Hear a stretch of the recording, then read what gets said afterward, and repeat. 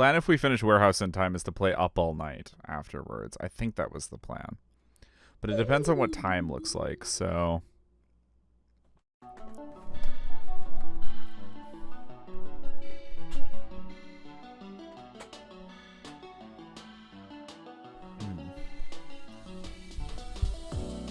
Okay.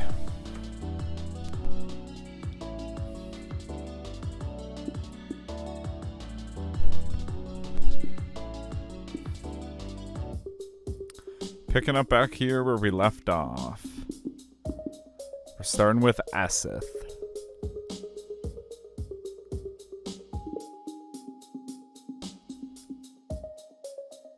Did I just miss a line? No. Esseth grins. Fab. I'm really getting swamped with setting everything up, so it'll be useful to have an extra pair of hands on deck. So, what do you do to set up? More to the point, what kind of spooky weirdness am I going to be helping with? Probably nothing as exciting as what you're thinking. I'm in charge of the backstage stuff. Props, costumes, and all that.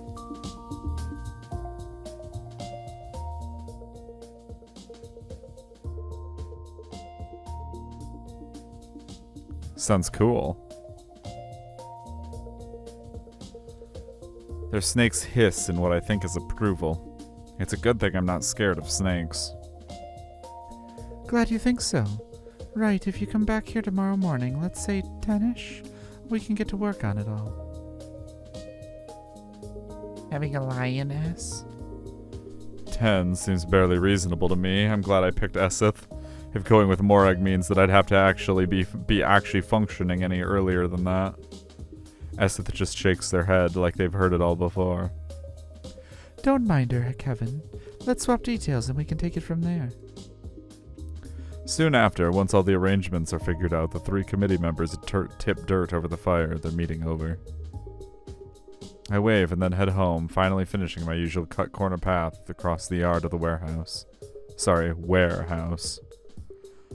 At least I have a job now, I guess. As I'm walking back to the warehouse the next morning, it's 9:55, so I should get there just in time. I can't stop thinking about what I'm actually doing. These are real live monsters, and I'm going to be working with them. Little old me with actual monsters. Nice monsters, but still. What the hell?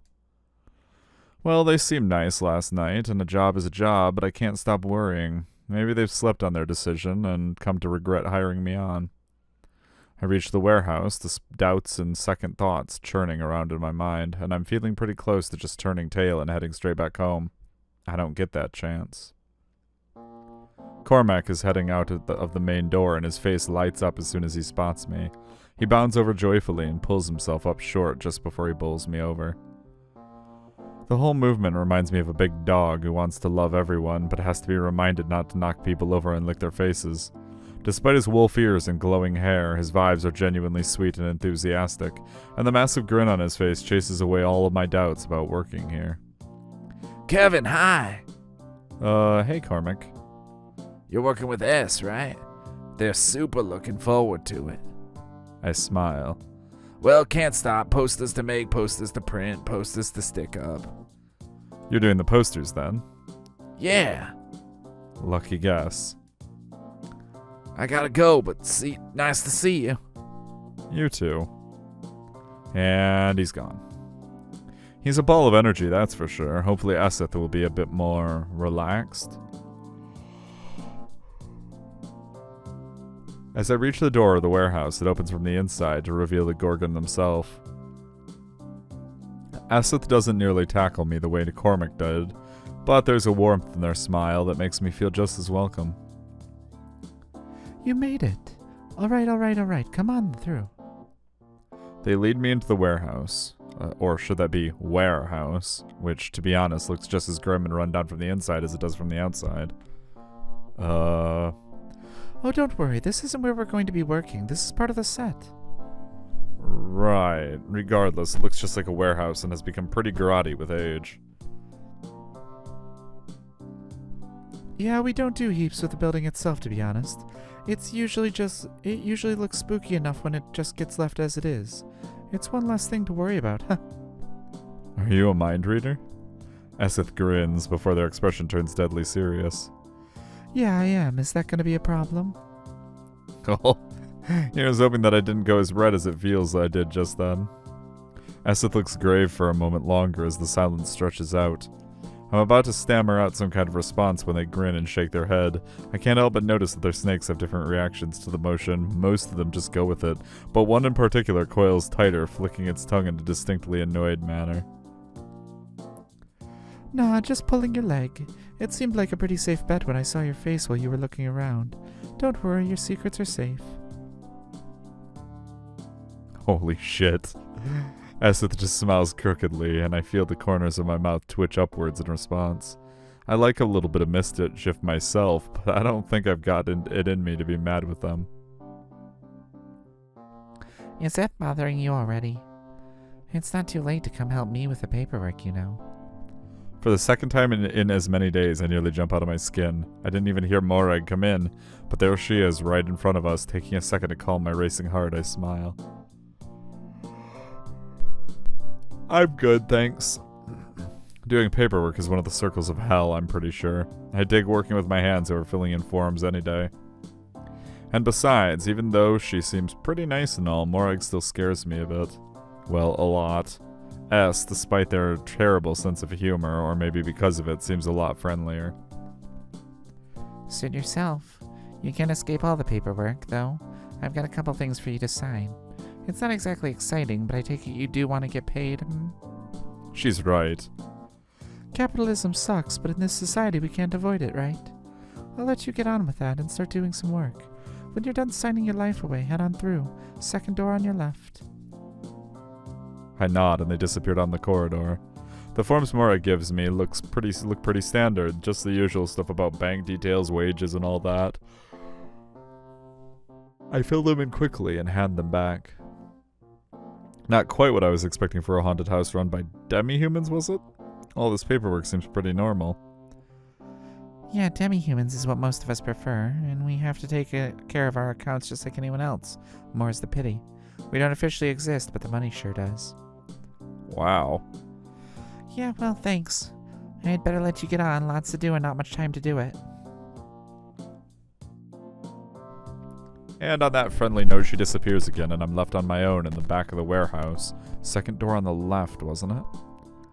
I head down the corridor and go into the room. It's still messy, but this one looks a lot better set up than the main room.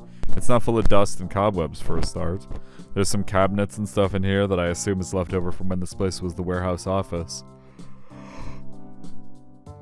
But underneath desks and in cupboards, the room is stuffed full of fabric and wires and bits of electronics. It's a workroom, in short, stacked with props and costumes. The other corner of the room houses a collection of stone statues, or stone effect at least. I look around and can't see S.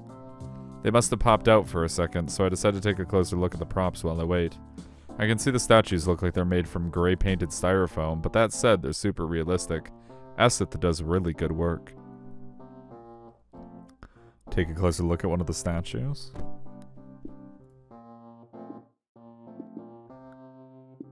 Alright, we can redo these over. Left statue. It's a statue of a cyclops wearing a top hat and a pair of round glasses balanced on his nose. Wait, a pair of glasses? How does that work? Right statue. It's a statue of a gargoyle, very spooky and traditional, until I notice one of its hands is positioned to look like it's flipping the viewer off. Middle statue. If S has made these statues, the one in the middle must be a self-portrait. Hang on, does self-portrait even apply to sculptures? What is the appropriate word? Anyway, it's an amazing likeness of them, even down to the scales on their snakes. The touch of something cool and dry on my shoulder makes me turn. One of the statue snakes, has reached out and... Well, there's no other way to describe it. I just got booped on the shoulder by a stone snake. Boo! My adrenaline reaction thinks now is a good time to kick in, and I flinch back violently. 3 heart attacks in 2 days. That must be some kind of record. As I watch, the stone effect melts away from the statue, and S is standing there, clearly trying not to laugh. I punch them in the shoulder lightly, half expecting it to still be stone under my fist. You bastard! Sorry, I couldn't resist. They look at me contritely. One of their snakes flicks its tongue out in a little reptilian apology, which I can't help but find cute. I'll tone it down from now on, I promise.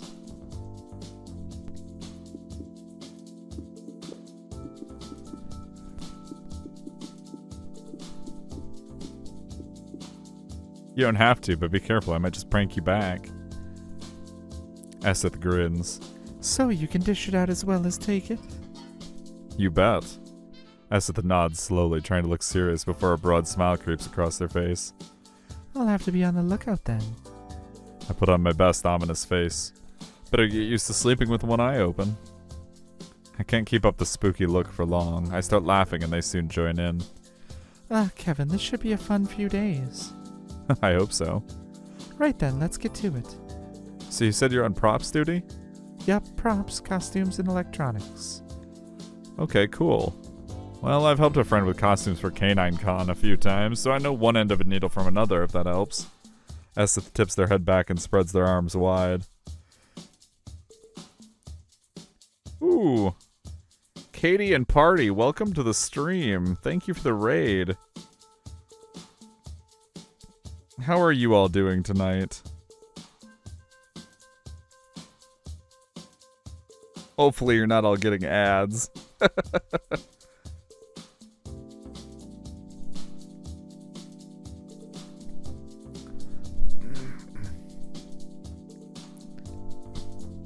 That's good, I'm glad. I have been playing Warehouse for 2 solid days now. And it's quite fun. Morag's route was very fun. So we're doing Esseth and Cormac tonight, or that is at least the goal.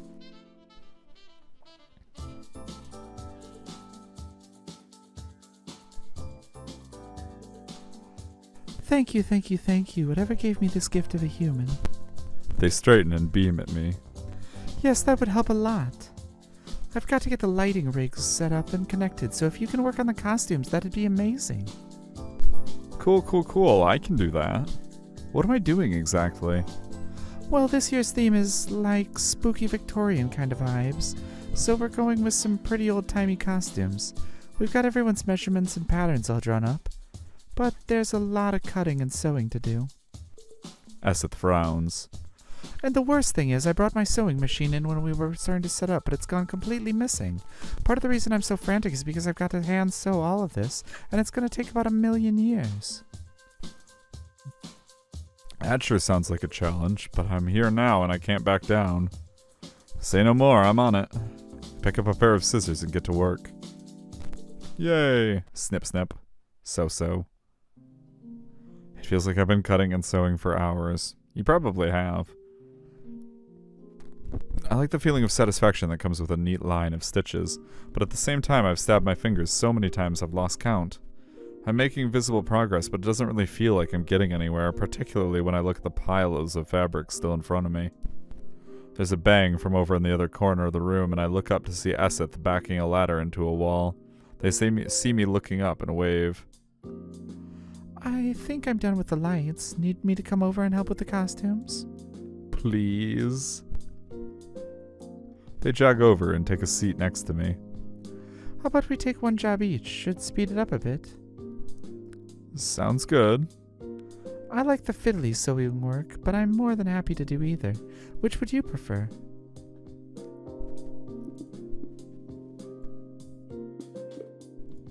I'll cut. I can do the pattern cutting. I'll be honest, it seems like the easier job. Maybe if I'm lucky, I'll get to see one of their snakes holding the pins for them. Great, thanks. One of the perks of this is that I can turn my fingertips to stone. Doesn't matter that much if I stab myself. Oh, you lucky bastard.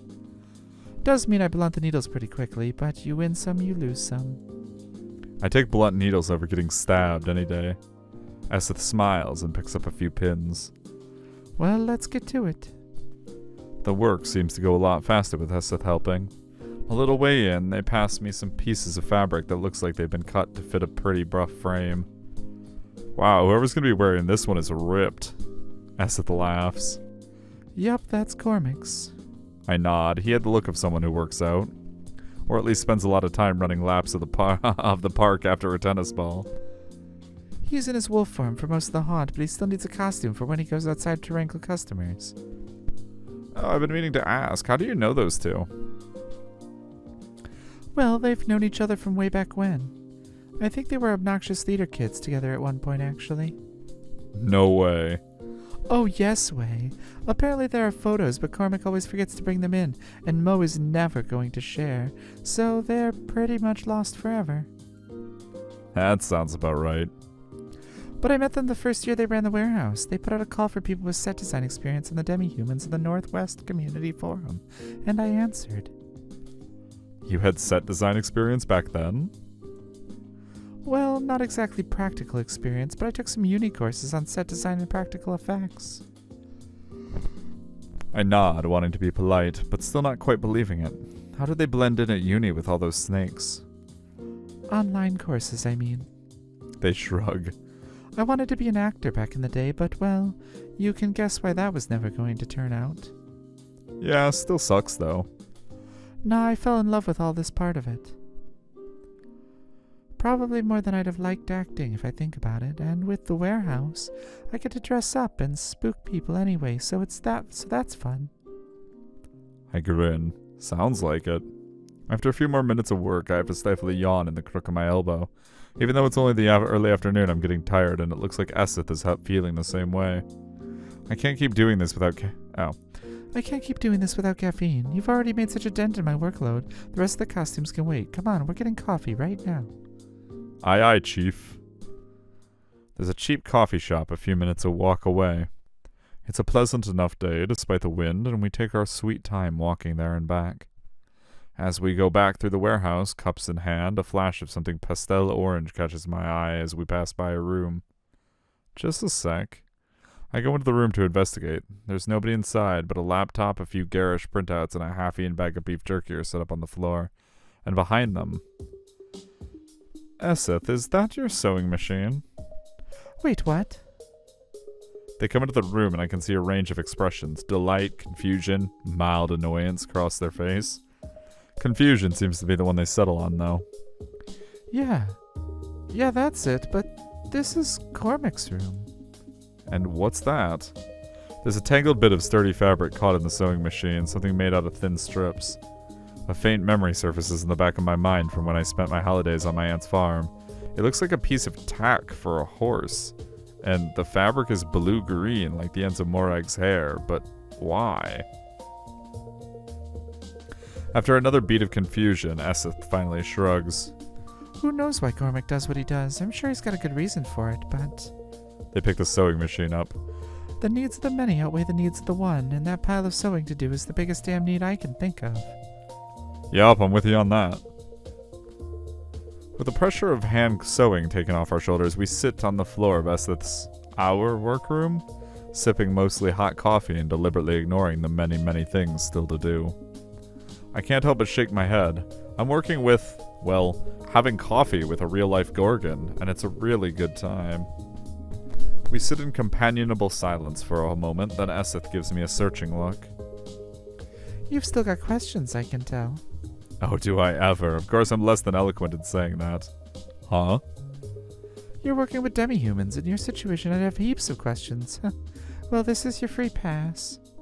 Only problem is I can only really answer for myself, so you might have to limit your questions to stuff about Gorgons.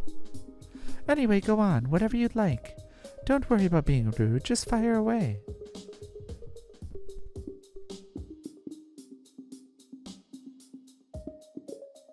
Can you tell me about your snakes? I want to know if they have names. I gotta know more about the snakes. Ah, the babies. They're technically part of me, but they've got their own personalities and all. Would you like me to introduce them? They have names? Oh, this is the cutest thing ever. They're like her own personal Dark Devas of Destruction. I think I'd actually die if you didn't. Esseth grins. Well, starting from the front, this is Alice. She's really sweet and super friendly. This is Devin. He's a bit of a prankster. He's the one who booped you earlier. And this is Morris. I'm introduced to all of Esseth's snakes in turn, and I get to give them all a tiny pat on their heads. One of them, Jordan I think it was, even licks my hand in a curious little way, which makes me laugh. Well, I say I get to pet all of them. And finally, this one is Morag. Morag. Yeah, I call her that because she's always grumpy, aren't you, babe? Morag the snake hisses snippily, and Esseth makes a face like they're trying not to laugh. I can see the resemblance. Well, she hasn't tried to bite you yet, so that's pretty much a vote of approval from her. I smile at that. I'm really enjoying Esseth's company, and it makes me really happy that they and their snakes like me too. The rest of the afternoon passes in a blur.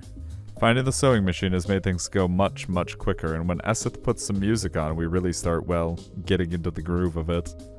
That pun, though. We're so caught up in our process of cut and sew, that we're both startled when Esseth's phone buzzes, demanding to be plugged in. As we check the pop-up on the screen, Esseth catches sight of the time. I didn't realize it had gotten so late. What's the time? I yelp as they tilt the phone towards me. I need to get home, otherwise my brother's gonna try and eat all my dinner. Esseth gasps in mock horror. No, run, Kevin, run! This might be the best sprite. I gather my things together hurriedly and head for the door. Same time tomorrow? You got it, we did heaps today, but we're gonna get this thing done so well and so on time. Me and the gang had a great time today. I haven't had this much fun 3 days out from showtime in, well, ever. Their words make me blush with pride. See you tomorrow, then. See you around. Well, that sure was a day. Busy, but yeah, I had a good time. Esseth is really nice to work with, and it feels like we got a whole lot done. And believe it or not, I'm really looking forward to doing it all again tomorrow.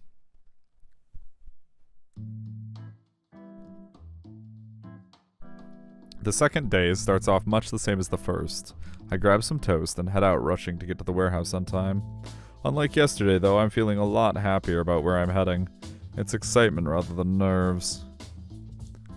When I arrive, Esseth is already waiting at the door and waves when they see me. Hey, ready to get back to it? Can't wait. They smirk at me when I get to the door. So, did you manage to have dinner last night, or did your brother get to it first? I didn't expect them to remember the offhand jokey comment I made last night. I'm weirdly flattered. Just made it. He was seconds away from nicking my sausages when I got in. Good to hear you didn't have to go hungry, huh? They nudge me playfully and we head back to the workroom. Do you mind starting off again? I'm gonna run a few tests on the sound system, then I'll be right with you. Sure, that's fine. Wait. Esseth, are these tests going to make me shit myself with terror by any chance? Esseth is already heading away from me with her back turned, and I can see them shrug in response. Spoilers! I can imagine the grin on their face, and I shake my head. If I end up sewing myself the costumes because the spooky noises come out of absolutely nowhere, I'm holding you personally responsible. Didn't Morag make you sign a waiver? You're the one who's responsible for anything weird that happens as a result of working with monsters. There's a teasing lilt in her voice. Nah, it was all just payslip kind of stuff. Damn, really? The waiver must just be for the spookies, then. Ah, right. And please tell me you don't call your customers spookies just because it sounds like spooky. Esseth laughs at that. I'll neither confirm nor deny that one. They walk back past my side of the room, arms full of cables and speakers, then pause. Oh, Kevin.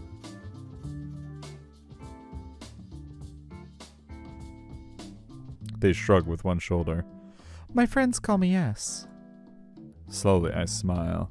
Okay, S. They grin as they leave the room. Aww.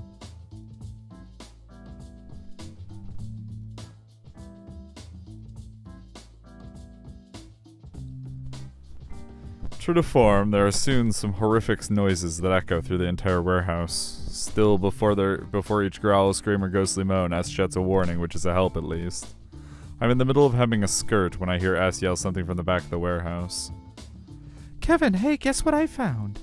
Their voice is excited, but I can't tell if that means it's going to be amazingly good or amazingly bad. Now, I know you put heaps of hard work in yesterday, so we're definitely going to use that, but... Yikes, that doesn't sound good. I found all our old costumes. I'd never been so happy for my first impression to be wrong. There was still a lot to do, so this is definitely good news. S rounds the corner with a massive pile of fabric in their arms. It wobbles precariously, and one of their snakes darts out to grab something. A hat in its mouth? That's fantastic. Isn't it? I think we can repurpose a lot of this, which will save some time for sure. Absolutely. S dumps the pile on the floor and dusts their hands off. Where did you find all this? Chem had it stashed back here. She's Dragonborn and incredibly nostalgic, so... I don't know anything about Chem, but there's one thing they always say about dragons in stories. She hoards. Got it in one. Anything that has good memories attached to and would otherwise get thrown out, she hangs on to. Well, thank God for Chem then. Look at all this. I think we might actually finish on time for once. Wow. I'm not used to that. I grin. Always pedal to the metal until the last possible moment, huh? S tips their head back tiredly. Oh, you've got no idea. Once I was literally putting up the last details of the staging as the customers were coming through the door. Stressful doesn't begin to describe it. Woof.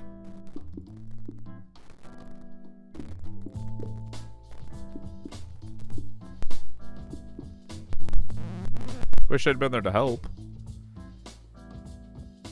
I wish I'd been there. We'd have been able to get everything sorted together in half the time. I wish you were there for it too. They look away from me for a second, then meet my gaze again.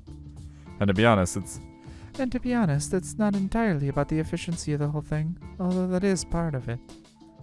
You're just really good company, Kevin. I'm really enjoying spending this time together with you. I think I might be blushing a bit, but I can't give any reply other than the truth.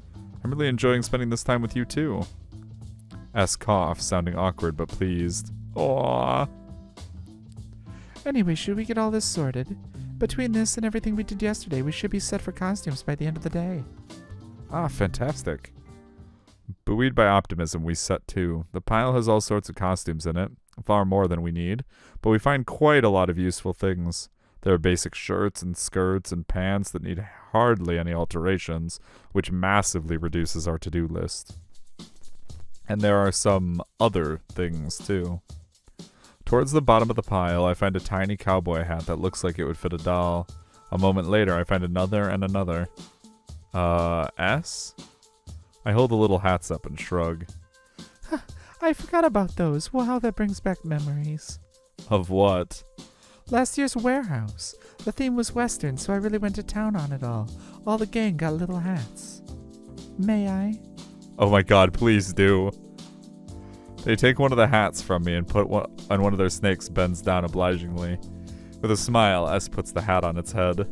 It's a perfect fit and the snake flickers its tongue out happily. I, on the other hand, am nearly dying of cuteness. Holy shit, that's the best thing I've ever seen. I had such a good, cool jacket too. It has to be here. Aha! Sure enough, S pulls out a fringe jacket and a bandana, and after a little more searching finds a full-size cowboy hat at the bottom of the pile. Come on, you can't show me all that without trying it on. You're sure? Of course. S smiles, mischief glinting in their eyes. But we've got to find something for you too. By the look of some of the things in that pile, I'm not sure whether to be happy about that or not. Still, I'm not one to back down from a bit of costume-related shenaniganry, so I nod. S pumps the air. Yes. As they comb through the pile, tossing items of clothing here and there, I spot something white and many-layered that seems to have no purpose other than creating confusion. What's this? S takes the frilly bit of fabric from me and turns it over a couple of times. Oh, it's a cravat. We had a vampire costume one year. I'm sure I can find the rest of it somewhere. It turns out we'd already put most of it in the to-be-reused pile, and after a moment, S picks the various components out to create the whole outfit. There was a cape, too, which makes me grin. I'm a sucker for an overdramatic piece of clothing. Time to try the tea.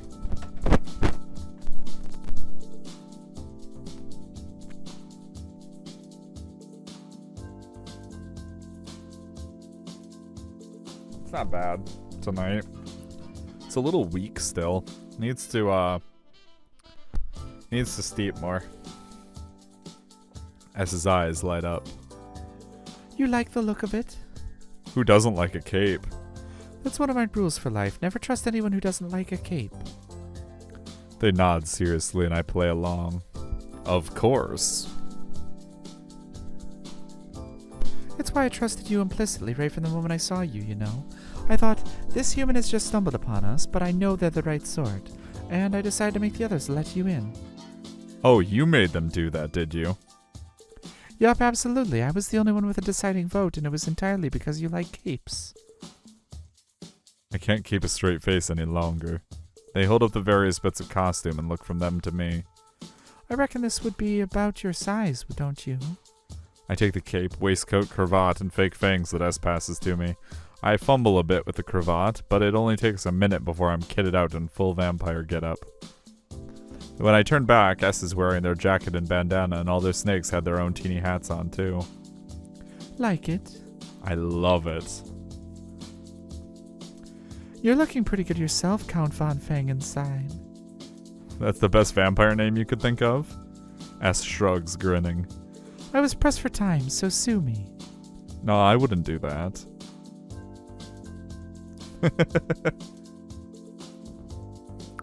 I turn my back on them, then swing around dramatically with wide eyes, burying the fake fangs and hamming the whole thing up with my best B-grade cliché vampire accent.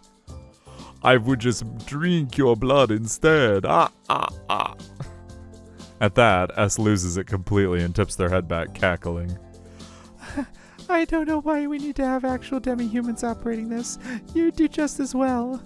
Are you sure you're not part vampire somewhere back in your ancestry? I don't know, there might be, if you think I'm doing such a good job. Oh, absolutely. The scariest one in the house, that's you. It's nice when S laughs like this. We've been messing around for the last day and a half, but every time they find my awful jokes funny gives me a good feeling. After that brief interlude, S puts their music on again and we keep working steadily. It's all going pretty smoothly, actually, apart from the odd disagreement. Okay, but I think the trim on that really needs to go. They found a dusty gray jacket right at the bottom of the pile that fits the spooky Victorian kind of vibe perfectly, but it's got a bright crimson trimmer on the neckline in that looks like it's meant to represent blood. It's not really my taste, to be honest. I don't think it quite fits the theme. It's a bit garish, don't you think?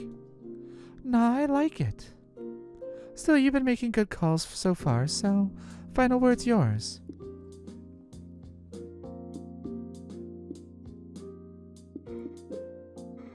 Leave it.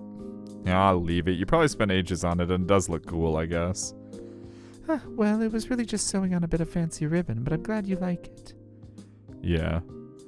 I think it adds a bit of pop to the whole ensemble. I still think it looks kind of tacky, but oh well. Still, minor disagreements like that are to be expected from any kind of group work. I'd be worried if we agreed about absolutely everything. They're few and far between in this case, though, and they only ever lead to a discussion, no souring of the overall mood. We get through the rest of the pile even earlier than S expected.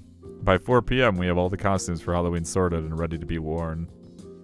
S stretches contentedly. It never fails to make me smile that when they do that, all their snakes wiggle like they're stretching too. I don't know if any of you guys have ever seen a large snake or any kind of snake stretch, but when they do, they yawn.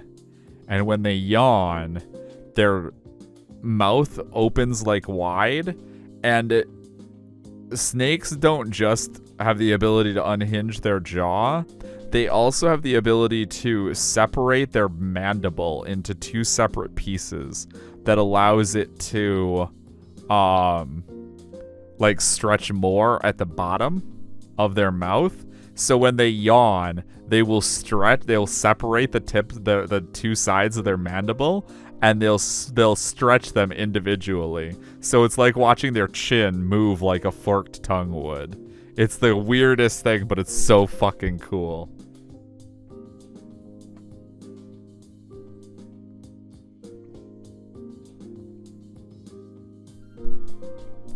Good work, Kevin.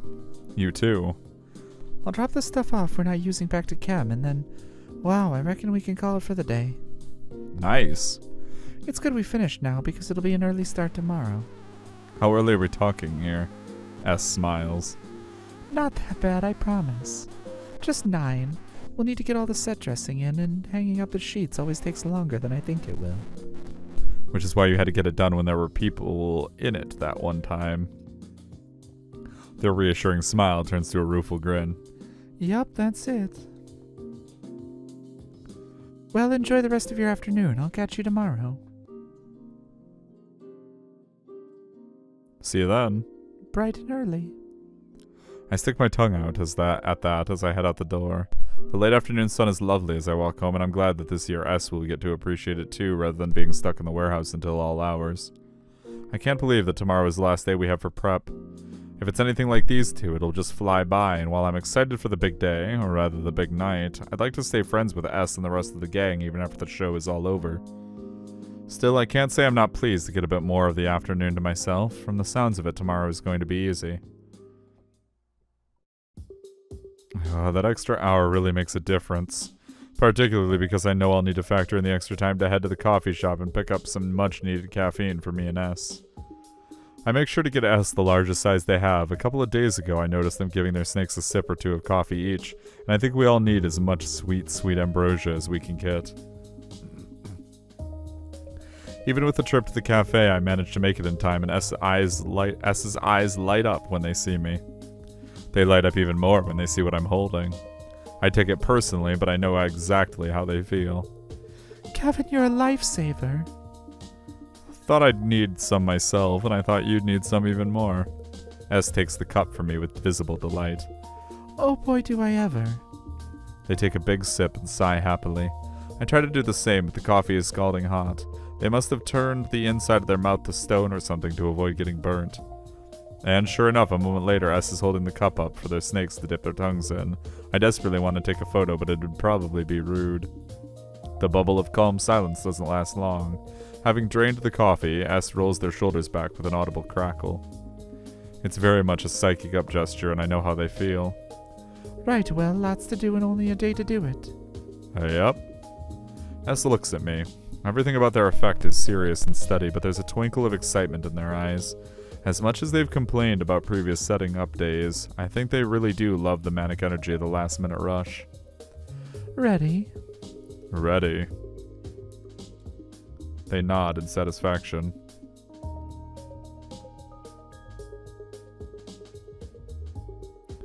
Good. We head in, and I blink in surprise. The massive open space that forms the majority of the warehouse is now divided up by tall metal frames, marking out a rough floor plan, and lighting rigs are positioned in strategic corners. The statues have all been brought out of S's workroom and are standing in a corner and serving as mannequins for the costume that we've spent the last few days working on. Whoa. Looking a bit more like a proper haunted house now, isn't it? For sure.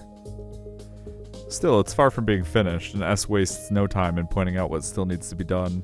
The first job, and what looks like the biggest, is dealing with the painted sheets that form the backdrops, which are currently rolled up and spread out over the floor. All of those need to be put up and secured so it adds to the atmosphere, and provides a path for our spookies to follow. We've got some wall panels and some misty forest ones. I've laid them out where they should go, but now we just have to get them set up on their stands. I nod. It's pretty intuitive. The sheets need to be secured at the top of the frames, one on each side. Problem is the frames are a fair bit taller than I am. Have you got a ladder or something? Not quite. Hopefully this'll help, though. They slide over what looks like a few boxes coaxed into the shape of a rudimentary set of stairs. It looks a bit rickety, though, and I look at it dubiously. You're sure this is safe? It hasn't failed me yet, and I put it together for the first warehouse. Come on, Kevin. Do you really think I'd give you something dodgy? I shrug with a smile, acknowledging their point. Let's get to it, then. S has made their own set of box stairs, and together we maneuver the sheets into place. They're not heavy, just awkward to handle, but by the end of the morning, we've got most of them set up. You're right with the last one. Sure. Cool, I'll start bringing all the props in. I nod in agreement and go up to the box stairs once again to hook the final sheet up. They told me that they'd scoured all the shops in the city to find cheapish antiques to kit out the warehouse, as well as borrowed a few things off some of the other demi-humans, and I'm looking forward to seeing the results. Maybe because I'm distracted, I'm not quite as careful tying the knots in the last sheet, or maybe the strings aren't as long. But anyway, for whatever reason, when I've come down from the stairs and I'm surveying the warehouse, it looks pretty neat if I do say so myself. The tie's loosened and the sheet drops away from its frame. Onto me. Of course, S manages to pick that time to come back in. Even though I'm completely covered by the sheet, I can still hear the smile in their voice when they call out to me. Didn't you get enough of the costumes yesterday? It's a pretty neat ghost costume, but it really could do with a bit of finessing. Oh, shut up. I managed to poke my head out from under the sheet and spot S carrying a massive stack of chairs, when a bang from the direction of the door makes me jump. S rolls their eyes fondly, even as they huff with the weight of what they're carrying. Oh, here comes trouble. After a second, Cormac noses his way into my line of sight and Morag follows a moment later. How's it all going? You look like you're having fun. It's a very optimistic way of framing it, as I'm currently buried under the fallen wall and S is staggering past under the weight of all their props. Morag rolls her eyes and moves over to tap S on the shoulder. They smile gratefully, then put down the chairs so Morag can take half, carting them over to the back wall. Thanks, Mo. She doesn't look like a Mo to me. Sure enough, she sighs, the kind of sigh that speaks of a battle long fought and eventually given up on, but is nevertheless not a true annoyance. Can't have the props tech keel over before the main event, S smiles, then turns back to me. I've struggled out from under the sheet, but I'm not looking forward to the prospect of putting it back up again. Wrangling the awkward thing once is enough, having to do it twice seems like the sheet is somehow taunting me. Here, I'll take over with that one if you'd like. Oh, you're a gem. I know. And with a wink, they're hopping up the box stairs, getting the sheet retied. Cormac looks around the warehouse with a delighted grin on his face. Looks great. Oh, I can't wait to do some good old spooking in here. Thanks, man. Morag, on the other hand, is harder to read. I really can't tell whether or not she's pleased. Right now she looks intense. So how's it going?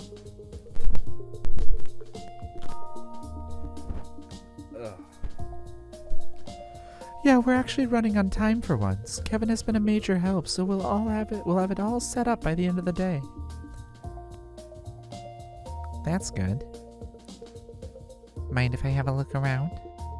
Sure. As I chat, I can see that S has finished securing the last sheet, and is now kneeling by one of the statue mannequins, having spotted something that needs tweaking on one of the costumes. However, although I can see S clearly, from where Morag and Cormac are standing, they are totally hidden by the statue. Oh, I see an opportunity here if I want to take it.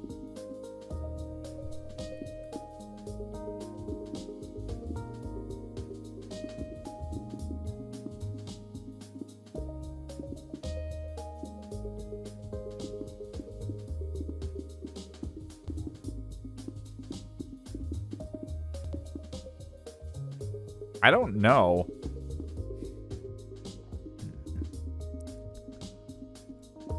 We've spent ages on these. They look really great. Morag just nods. I wink at S where they're hidden by the statues and they catch my eye and grin. 2.5 days of working together, we both know how the other thinks. As Morag and Cormac step close. Boo! Cormac! S suddenly stands up, startling a squeak out of Morag. She tries to cover it with a cough, but S and I both know it happened, and I'm not sure which of us starts laughing first. Cormac is smiling widely, but Morag looks distinctly unimpressed. Great. Now there's 2 of you. S looks over at me and grins fondly. Yeah, there is. Well, Morag seems to be pleased that everything with the warehouse is in order, and I let out a breath I didn't know I was holding. Good job, both of you. S looks delighted at that, then they flash me a warm smile. Actually, I think we're pretty much done with all the setup. We've got a few more props to put out, but that shouldn't take too long. They check the time on their phone. Hey, it's just about time for lunch. Want to go grab something? It's a nice enough day for it. Morag's eyebrows twitch upwards. Wow. What? You? Taking time off the day before the haunt? Cormac nods furiously. You never do that. You're usually super flat strap. That's because usually I don't get help until the very last minute. S nudges me playfully. But this year I've had an assistant and he's been an absolute gem. Aw, you're gonna make me blush. They smirk. Good. Anyway, what do you all say to getting something to eat? Morag shrugs, non-committal as ever, and Cormac, who I'm beginning to think is actually a were-Labrador rather than a werewolf, nods with a smile. Always keen to go for snacks. With that sorted, we head off to the cafe. Morag and I are dispatched to go buy the food, while S and Cormac hide out in a corner of the nearby park. Before we go in, Cormac pushes a handful of his flyers on me. Give these to the people in the cafe. It'd be great to have more people come. When we're inside, I do as he asked, but from the skeptical looks the guy behind the counter gives the red and green flyers, I don't think we'll drum up that much more business. I can see where he's coming from. The flyers aren't exactly the most polished and almost seem Christmassy, rather than Halloween themed. But still, they've got an earnest, homemade kind of charm, even if they do look pretty rough and ready. Sandwiches bought, Morag and I head over to the park. We spend a really pleasant half hour or so just chatting in the sunlight. I don't contribute much to the conversation, to be honest. Cormac tells us all about his adventures, sticking up posters all over town. Morag gripes a bit about her spreadsheets, and soon enough they're swapping stories about demi-humans I don't know. But it's nice just to sit back and enjoy listening to holy frick. But it's nice just to sit back and enjoy listening to the three friends chat.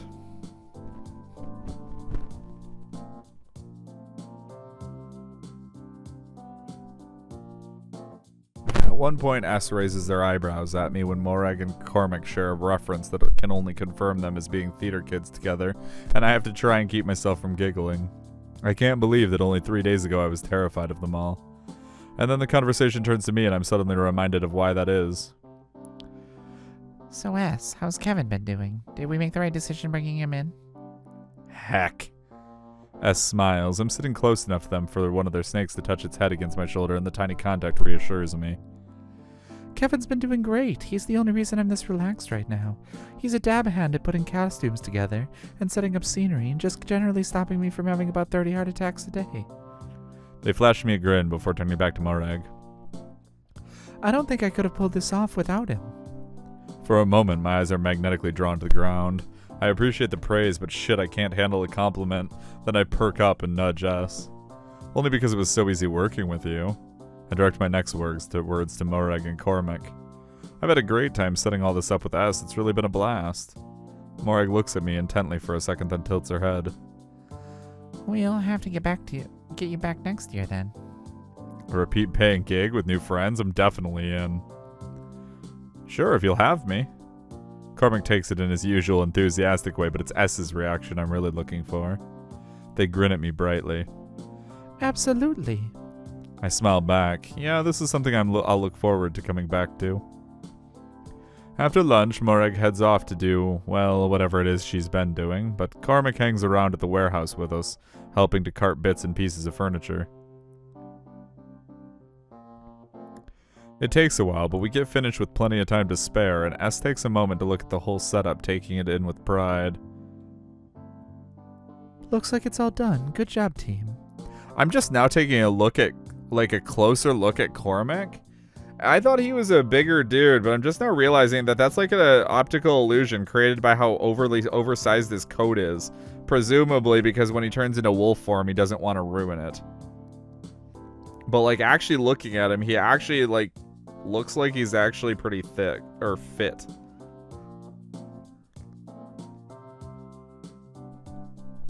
Couldn't have done it without you though. S smiles and scuffs a foot along the ground, pleased and bashful.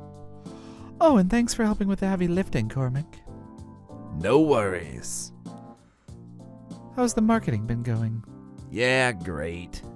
He looks from S to me. Do you see my flyers earlier? Pretty great, right? I don't have the heart to tell him otherwise, so I just smile and nod. Cormac's face brightens. Oh, I completely forgot. My Morag said that while I'm here, I should maybe take a few pictures to get it online and all that. Oh, that'd be a good idea. I hope these turn out better than his flyers. Still, with such a super props team helping out, the three of us should get something good done. Kevin, you can do lights and I'll get behind the camera, huh? Sounds good. What do I do? S and I share a look. There's no point putting up pictures of just a house, right? We need a bit of extra pizzazz. Yeah, look at you. You're perfect for it, all glowing and spooky. Cormac grins at that and strikes a few poses. That's looking great. Come on, let's get to it. I man the lighting controls, dimming the lights in most of the area by keeping the diagonal corner spotlights on to cast some dramatic spooky shadows. It's looking pretty good, if I say so myself. Soon enough, S is snapping away with Cormac's phone, and before too long, they've taken some shots that we're all happy with. Nice one. Thanks, gang. No problem. Anytime. Cormac says his goodbyes, then leaves to go post the photos. I'm left with S, and we stand in silence for a moment, surveying what we've done with the warehouse. Well, really, it's the warehouse now. I can't believe we pulled all of this off in just 3 days. Damn, we did a pretty good job. We sure did. They turned to look at me. Really, thanks for helping. You made a massive difference. Aw, cheers. S smiles faintly, looking more cautious than I've seen them the entire time I've been working here. You weren't just saying that to the others. You'd come back again. For sure. They're still smiling in that shy kind of way, and I feel like I should clarify. I've really enjoyed working together on all this. Getting to know you all and actually working on a haunted house has been super fun. Most of my jobs in the past have either been working on my own or working in teams so big I never really got to know anyone, so this has been a really nice change. Besides, S is the perfect person to work alongside. Oh, I'm glad. All the behind-the-scenes stuff hasn't scared you off. No way, I've had a great time. S beams. I'm glad I got to share the joys of costuming with someone this time around. I smile at that, remembering the afternoon we spent messing around with the costumes from the previous years. Or the joys of playing fancy dress, huh? Yeah. Anyway, working with someone cool made it heaps of fun. Right back at you. I've had a really good time this year, so thanks for that. It's nice to know S has enjoyed the last few days as much as I have. Still, I can't believe it's pretty much over already. If it's all done, I guess I'll see you tomorrow? Yup, big day ahead. I bet. Can't wait for it, though. Yeah, it's heaps of fun. You should have a great time. I'm sure I will. If nothing else, it'll be really interesting to see how an actually haunted house will be run. Well, get some rest, and I'll see you bright and early. Sure thing. Taking one last look at the setup we put together, I head out, my head swirling with excitement. It's the big day, D-Day, or H-Day? It's funny, I've spent all this time working with Esseth, but I have no real idea what the others have been up to all this time, or what to expect when I get to the warehouse. Sorry, warehouse. I gotta get better at that now that there's gonna be customers around. The sight of the warehouse makes me feel even more out of place. It's still early, very early for me, if not regular humans or regular demi-humans for that matter. But there seems to be a lot of activity happening inside as I approach the front gate, and I dither for a second, not quite knowing what to do. Do I find someone to ask, or just busy with whatever looks like it needs to be done? Alright, this is all repeat, so... Well, I know Cormac said he worked really hard on those, so I kind of feel bad, but at least it attracted some customers anyway.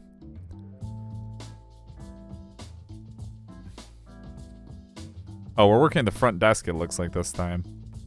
No, I haven't heard about that. Ghost horse. Weirdly specific kind of rumor, right? I wonder where it came from. Maybe one of the demi-humans inside actually is the ghost horse.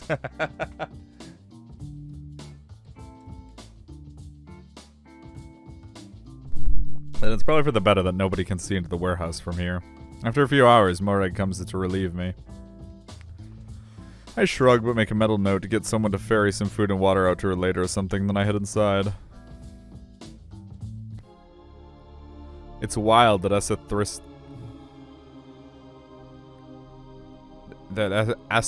thrifted most of this stuff just for the haunt. There's so much here, and so much of it is coated in really realistic dust. I feel like I should have read... It's a shame we can't use the cowboy outfit for this year's theme, but all the vintage costumes are going to go really well in here. All our hard work with the costumes is really going to pay off once there's people to put in them. Not that I can see any of the costumes in here yet though. None of the demi-humans who will be actors are here yet. Or if they are, they're outside on lunch break with everyone else. Okay. We already know this is the correct option.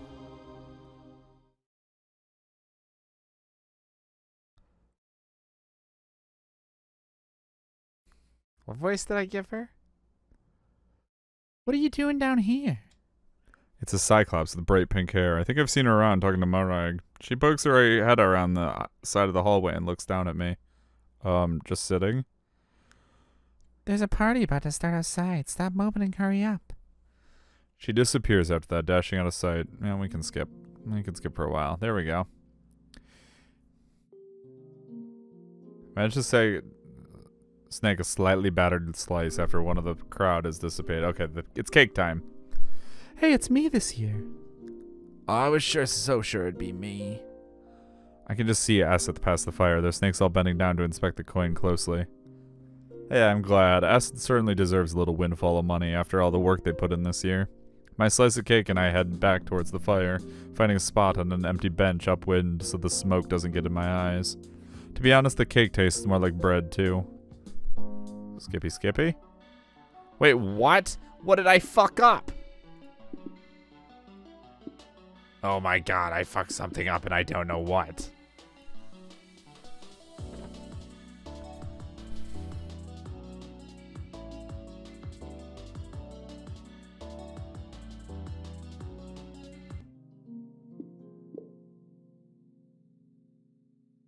Back to the costume change bit. Yeah, I reckon it should go. The whole thing will look more polished that way. Esseth looks at it consideringly for a moment, then shrugs. You know what? You're probably right. And I've always got more ribbons, so I can put it back on if not.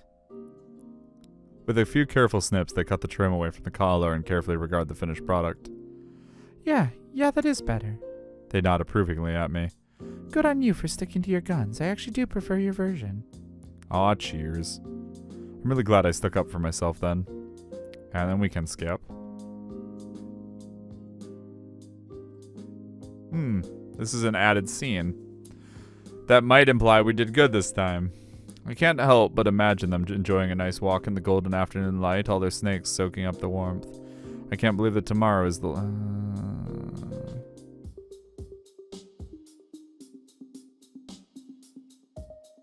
Still, I drink in the sight as happily as S is drinking their coffee.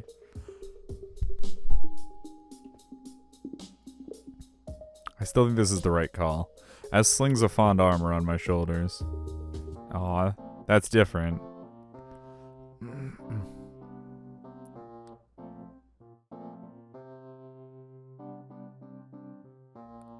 They turn to look at me fondly. One of my hands is resting on the bench between us, and for a second, S covers it with theirs and squeezes gently before letting go. They smile at me, slow and radiant, and I feel warmed to the bones by it.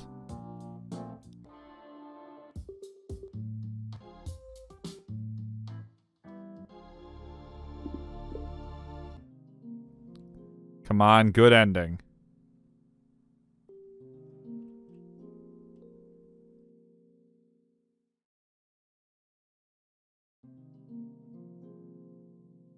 I think we got the good ending this time. I only missed one. The way the flames dance is almost hypnotic, and I can feel my blinks getting longer and slower.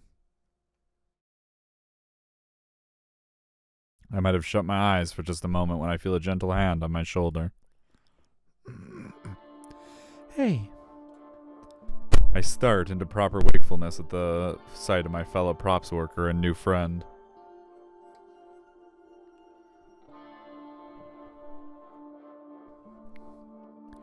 S, hi. They smile at me and I ruefully grin back as they sit down next to me. Wiped out for the day? Yup, I can't imagine how you'd feel if you'd run all of this by yourself. Pretty much how you're feeling now, huh? Makes sense. I can feel my heart lift as I realize that for maybe the first time they're able to fully enjoy themselves at the after party. They deserve to have a good night. Hell, they deserve to have a good night every night of the year. Aw, that's cute. Still, I can't really say that out loud, so I go for something just as true and maybe a bit of a cop-out instead.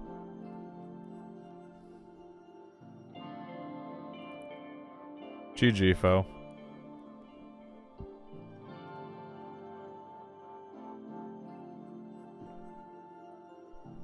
Well, if you don't come back tomorrow, we know what happened to you. Glad I could make things easier for you. Yeah, you did. They flashed me another smile, then glanced down and kicked half-heartedly at the ground. Their snakes too are looking agitated, although one is curled up by their ear with its head on their cheek, like it's giving them moral support. Look at all the sad snakes. I'm so sad. Are they nervous? I haven't seen them like this the entire time we've been working together.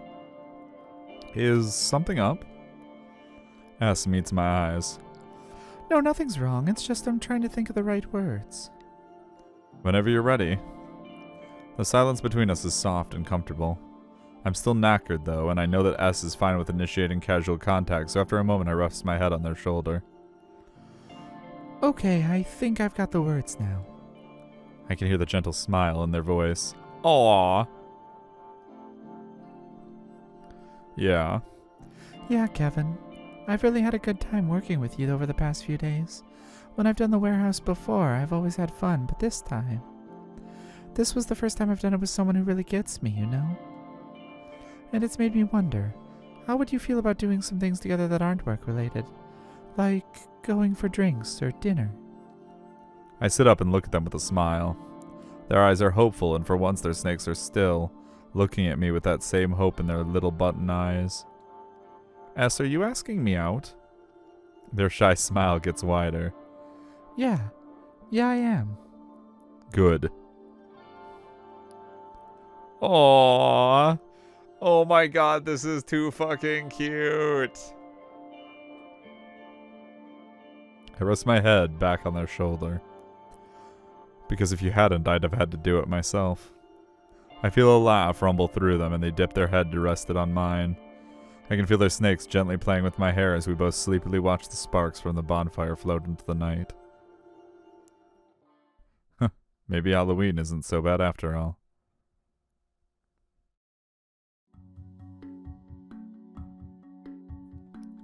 Ending 4, Snake Enthusiast. I wonder what ending 3 was then. I feel like there's a hidden ending that I'm missing. And I can't figure out where it is. Because ending 1 is friends with everybody. Ending 2 is Morag,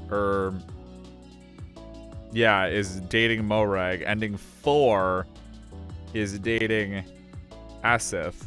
But Esseth's bad end is ending 1, friends with everybody. And I've tried to shit the bed and be an asshole to everybody, and that still ends with the friends ending. So I don't know.